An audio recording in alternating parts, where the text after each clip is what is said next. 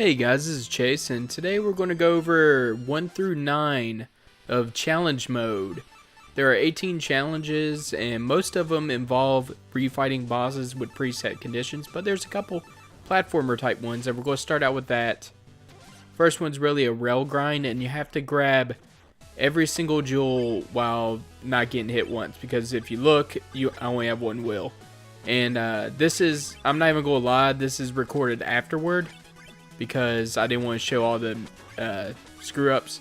But make sure to hold left. You can tell when I do it, but like hold left right there, and just be careful because this is actually a lot harder than it looks. All of these are. This is all the audio's post. Bleh, we're doing post commentary is what I'm trying to say. So, and these all look like they're done in one take, and they totally weren't. I'm not even gonna lie about that. So, Dirt Clod dash, whenever you jump, actually, before we start, hang on. Before we start, we go to the right, and you can see Treasure Knight doing some, financing, which is always cool. I just wanted to make sure to show that off, because that's a little Easter egg I don't think a lot of people know about.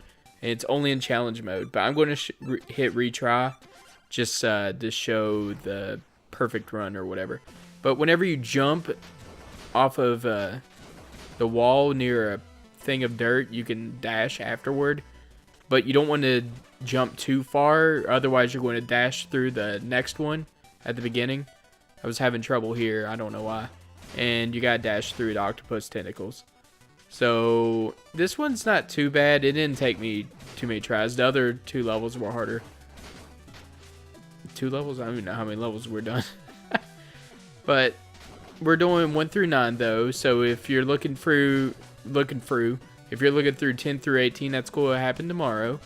And if you notice, I followed, but if you hold, you can save yourself. So don't give up. You just have to, since there's water physics, you could jump off the wall. So don't give up if that happens to you as well. I want to make sure to show that just because you can do it. Alright, challenge done. Let's go on to the next one. Alright, me. Come on. Yeah, there was only 2 of them. I don't know why I was talking about multiple. This is always fun. If you notice, I like scroll through them all constantly. I have no clue why. So this one, you're only allowed to use the scythe, or the spider scythe. I think it's spider scythe. Hopefully, you read that, because I did not. The only way you can use your scythe is to stop the projectiles or dash through them, and you have a time limit. This is the first one. Well, it's not the first one with the time limit. Can you tell I'm just kind of doing this off the cuff, just kind of saying whatever's coming to my mind? I just thought I'd add commentary since it's technically part of the LP. I guess I could have done this without commentary, but then you wouldn't have me just sitting here rambling while I'm killing a whole bunch of random people. And I'm sure someone likes me rambling while killing a whole bunch of people somewhere. So hopefully you guys enjoy that. And you got to be careful. Where I'm throwing is the only places you can throw these to kill them. So don't try to throw them anywhere else. It's not going to help you much. Like you couldn't throw at the top left right there, even though it looks like it would work. Of course it wouldn't if you pay attention. But, you know, when you're trying to hurry, you just kind of throw things everywhere and pray for the best. But you have to wait for them to despawn. That's the thing that sucks. Before you get through, you only throw 2 at a time, and you have to wait on them to despawn. So I still only did with 6 seconds left, even though I knew what I was doing. So that one's actually pretty tough. Floor is lava. This one's actually probably the easiest one out of all of them. Maybe Dirt Clod's a little bit easier, but here I am scrolling again. I do this a lot. I don't know why. I think I was just rambling because I did try to record audio during it, but I just had to give up on the audio because it took too many takes. Alright, this one, you have to use your, this move. Forgive me. But don't use it on the blue guy there, or else you get trapped inside. So you have to wait till you're closer, because it automatically homes in on the closest enemy. And the rest of it's just using it at the right time. That's it. This one's actually really simple. Especially if you used it a lot in the campaign like I did. Judgment Rush, by the way. Just randomly thought of it. Can't believe I forgot Judgment Rush when it was like my second most used curio.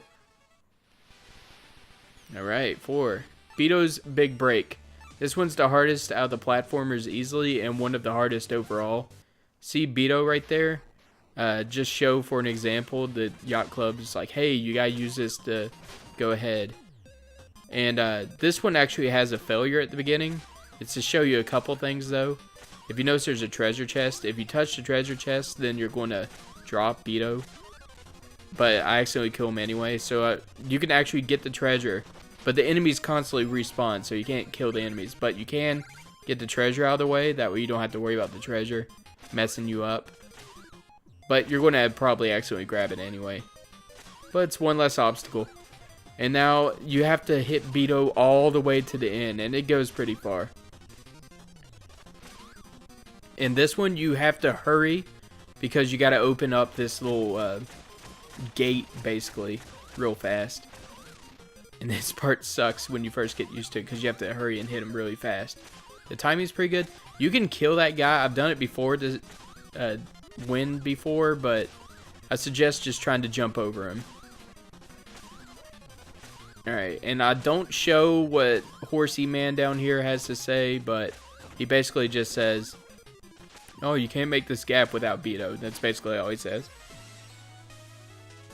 You can't, like, cheat your way to it, the top, with, you don't have curios or anything. And actually, that's the last of the platforming, and the rest of it, well, this is actually a good time for me to scroll, because the rest of it is just refine the bosses with preset conditions. We're going to do a couple of them, just until we hit half, basically. King's Knight, look at your will. You only have 4 hits, and that's 4 normal hits. I think his samurai-type stance does 2 damage. And so, basically, just watch your health and use your darkness, because you got a huge darkness meter. So, you don't even have to really try too hard on this one. You just have to make sure to constantly refill your will.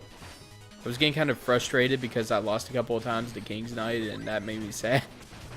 But make sure you don't fall because you have your default armor, and you'll instantly die if you fall down. So here I was just being kind of risky, but then at the end I don't be risky. I don't understand when you only had 1 more hit. And I wanted to make sure to show that you can fall at the end and you'll be fine. It's actually kind of funny. Alright, now we got Phantom Striker. This is pretty much like the main boss fight, except you got the armor. I forgot which armor it is, but you can charge it, and it does a whole peg of health. So if you look, I already took down 2 health, and all you have to do is charge it. I didn't really use that armor during the campaign, but you get it here, so why not? But just like the main campaign, you want to go crazy because you got that time limit. You want to go ham, basically, and attack them over and over and over. Plus, you get invincibility frames. This one, you just really need to go fast. That's the main... You might die because, you know, you're getting constantly hit, but it's worth it because you really don't have long. You don't have time to dodge all those attacks. You do not. Now, Plague Knight. This one, I could have done this one better, but I was trying to hurry and do these to tell the truth. You do get your doppelganger type thing, which is cool because he's got doppelgangers. It's your image strike. I hate that I can't remember the Curio's names off the top of my head right now, but I try to save it because your darkness goes through real fast. So I wanted to make sure to hit as many times on the single version of him as I could. That way I can use it a whole bunch during this. Because if you look, it actually saved me there because I was almost dead. Well, 2 hits, but still. Look at darkness too. It really drains fast. And you have that really, really tight time limit. Alright, Treasure Knight, he's really tough. The main way you're going to beat him is with the Curio. Because it's another time limit one, which is awful. 35 seconds, that's it. So you want to bounce these at the perfect spot. I get pretty good bounces the first time I do them, but second one I unfortunately miss. If you look here, yeah, oh well. But you need to hurry because you do not have time on this boss. And that's actually going to be it. I'm going to beat him right here. Spoilers. I beat him. Alright, but if you guys want, You can hit a like button and consider subscribing, because tomorrow we're going to have 10 through 18 for you guys. See you